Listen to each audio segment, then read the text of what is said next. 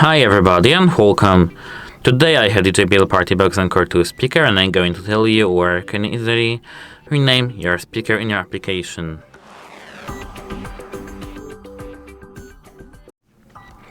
So now we are in the JBL PartyBox application.